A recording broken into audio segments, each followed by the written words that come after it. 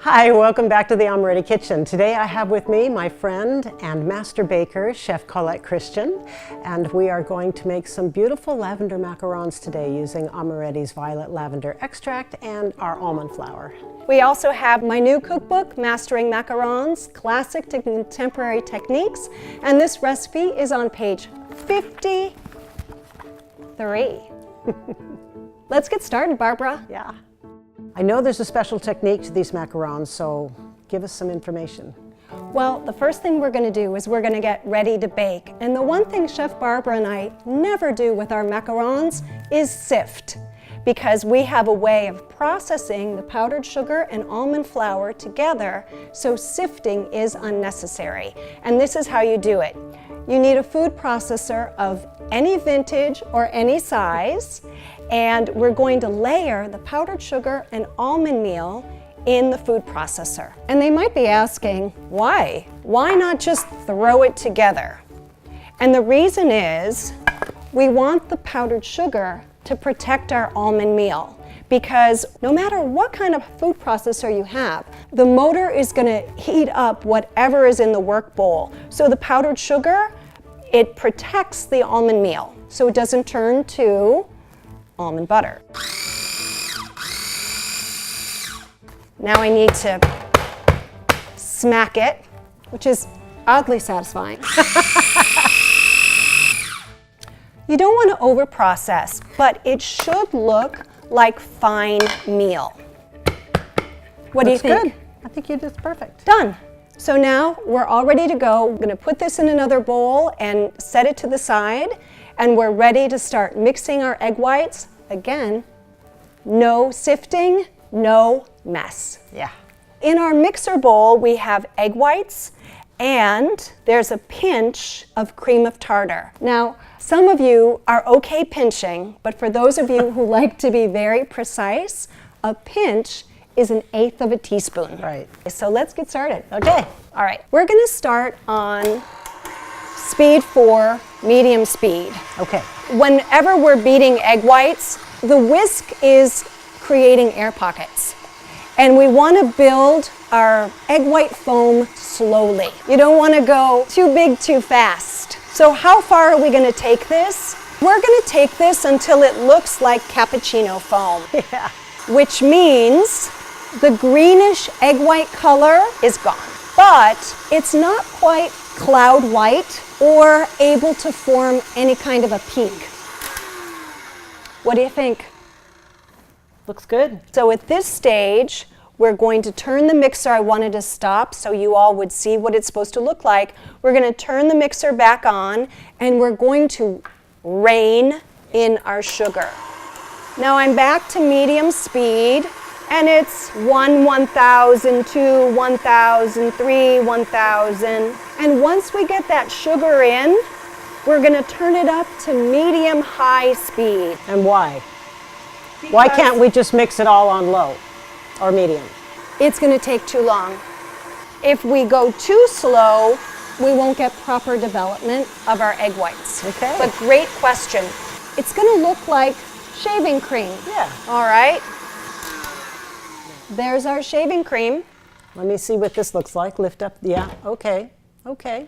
It also sort of looks like marshmallow fluff. Yeah. So But it's either- not a stiff meringue No, yet. it's So- not. It's super soft. And now it's at this stage that we're going to add our extract, no more than 1/2 teaspoon for this size batch. And the recipe will be on the website, and it's in the book. And then also our color. Now we're using gel color here, but first let's deal with our extract. Now, Chef and I like to use an eyedropper, or you can use a teaspoon. But what I like about the eyedropper, and Chef, I think you'll agree with me, we don't leave anything in the eyedropper. Right. Like stuff gets left in Yeah. teaspoons. Yeah. And if you're measuring things from teaspoons into another container, you're also losing some of your product. And we don't want to do that. Oh, the smell. It's great. So great. So again, it's about 1/2 teaspoon, and I would say 8 to 10 drops if Yeah. you do get yourselves an eyedropper. I'm going to squeeze a little bit of color. Go easy on the color. You can always add more, so just start with just a little bit to begin with. So here we go. Okay. Very pretty Very pastel, super soft. So now we're going to start to check for peak. And our peak for macarons are very specific. And actually, we're not even going to look at the peak, but it's such a, what would we call that? A baking trope? Right. Right? We're going to burst that trope right open. All right. So what you're going to do to check for your peak is knock any excess off the attachment and just dip it lightly in the batter. And then you're going to turn it so you can look at it straight on. And it's not the peak, all right?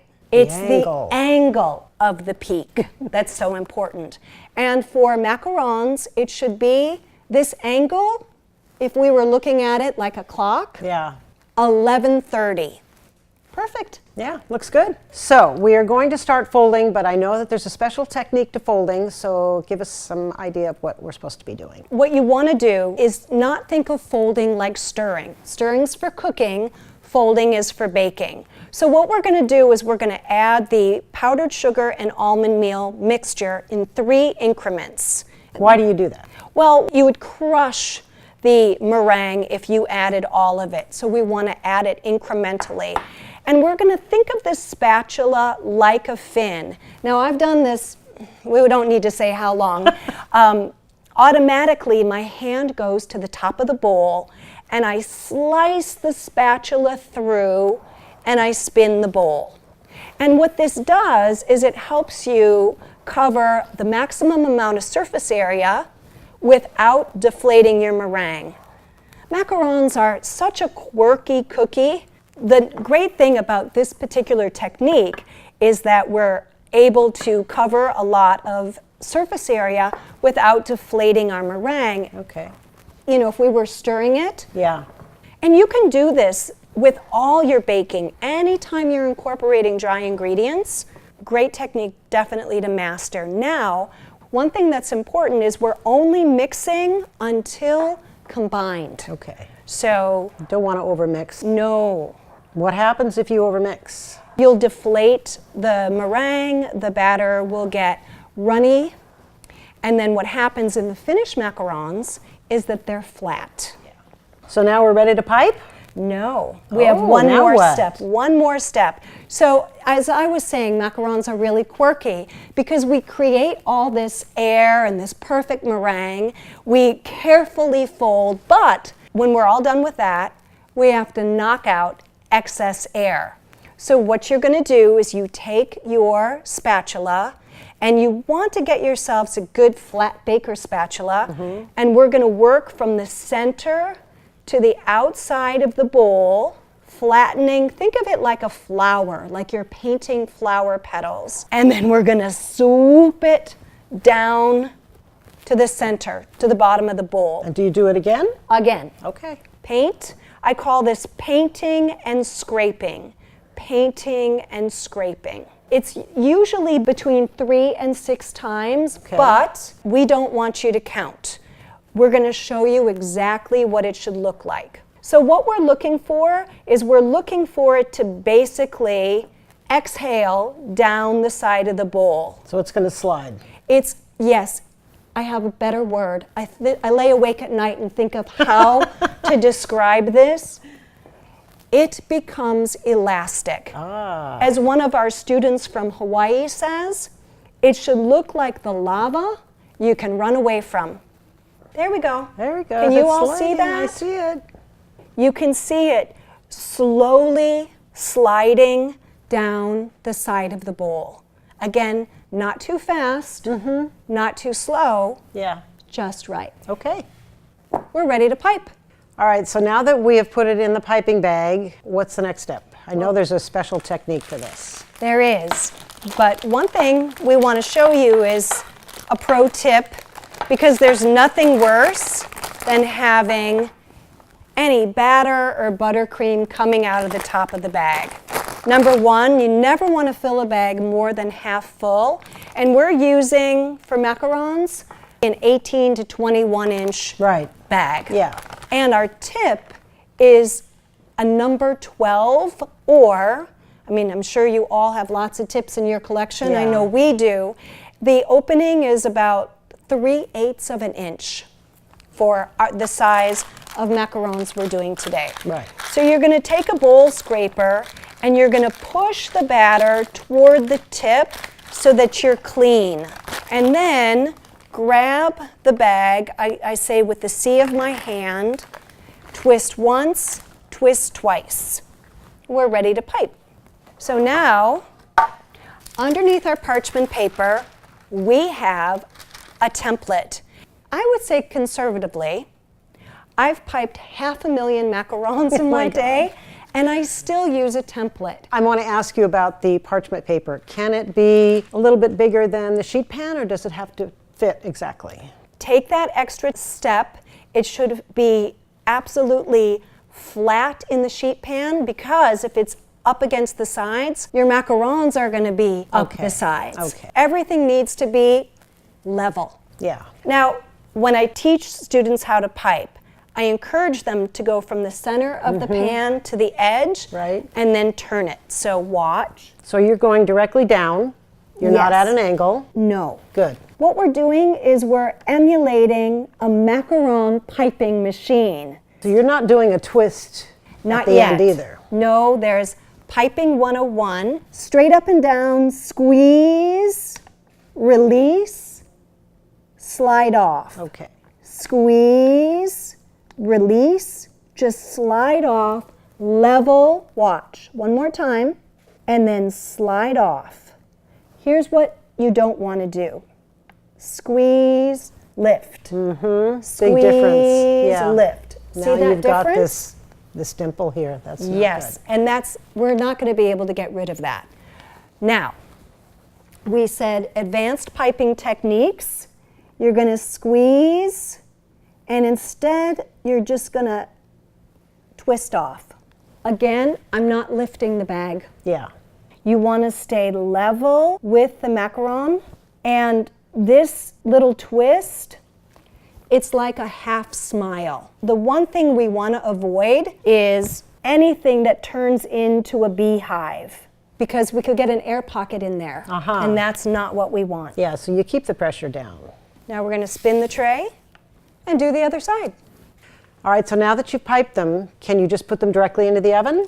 Nope. We have to, ironically, knock out a little bit more air. We knocked out air in that painting and scraping stage. Right. And now they're piped, but this next step, they might really enjoy. I know I do. We're going to pick up the tray 6 inches off the surface, and we're going to drop it.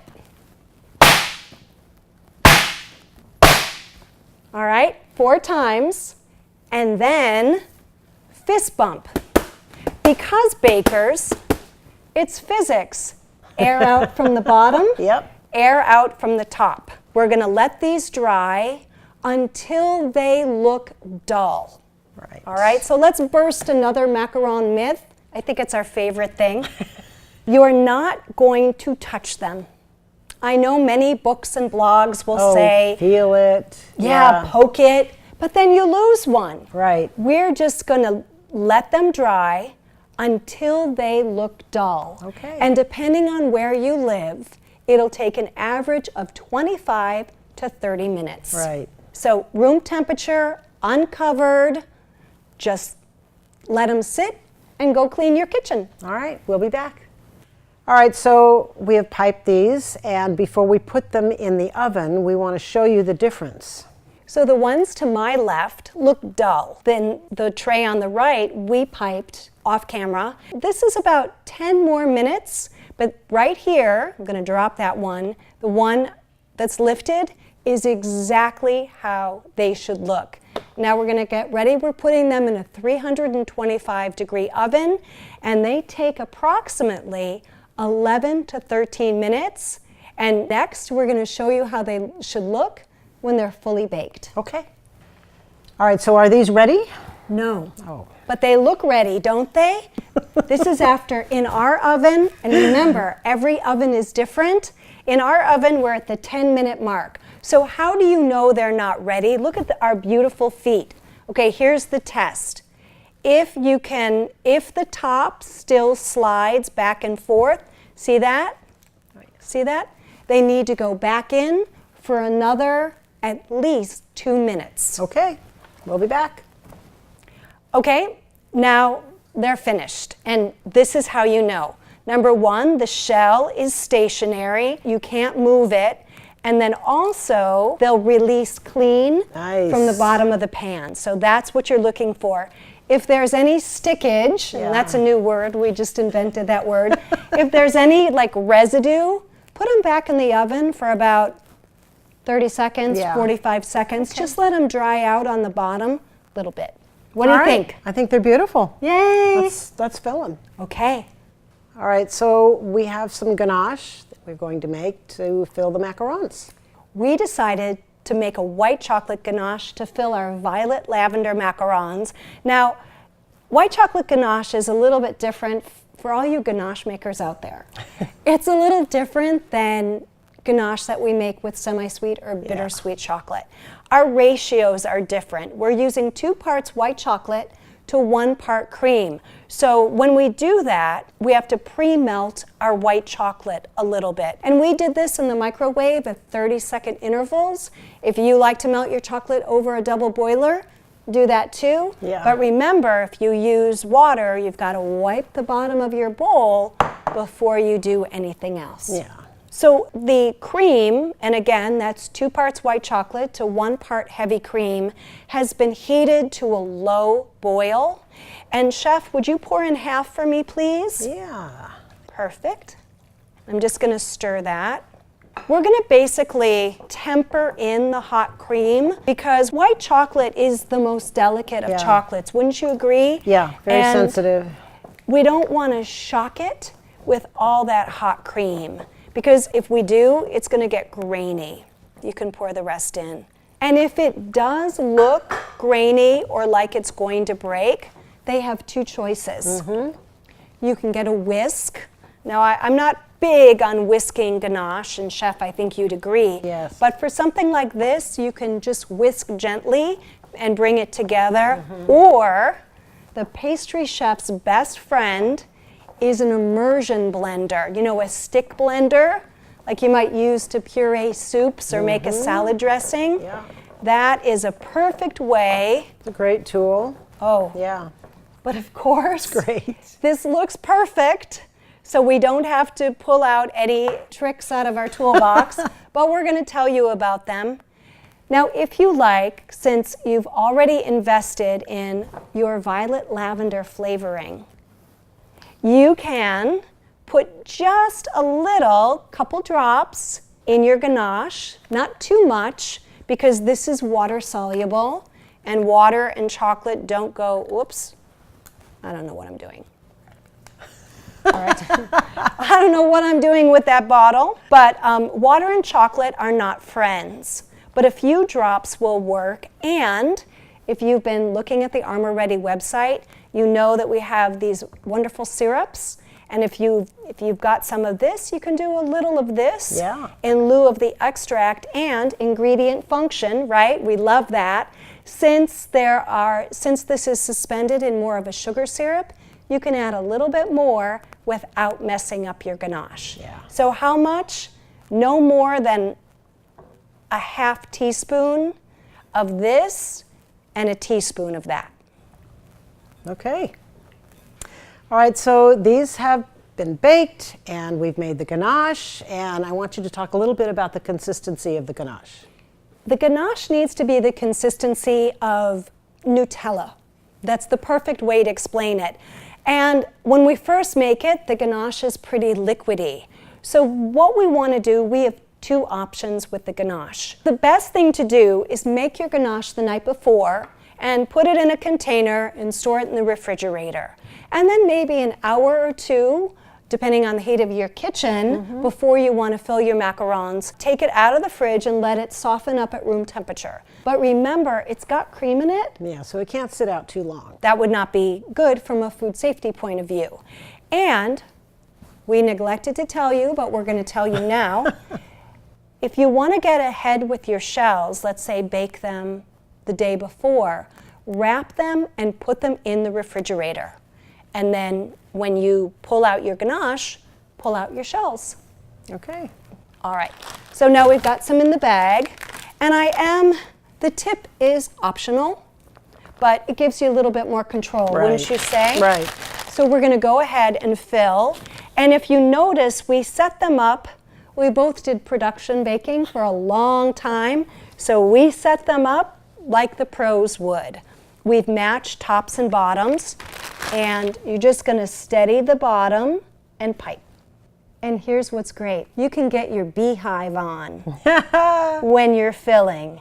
You can beehive away. These are just so beautiful. Aren't they pretty? And now we just put the tops on, and then they're gonna go back in the refrigerator for about an hour so that the ganache sets up nicely, so that when you serve them, your guests, your friends, your family, they don't bite in and have the ganache like, Okay, yeah. so after they've been in the refrigerator, do you need to bring them out to come to room temperature before you serve them? They're actually full of air. Okay. So it doesn't take long for them to warm up Great. and be ready to serve.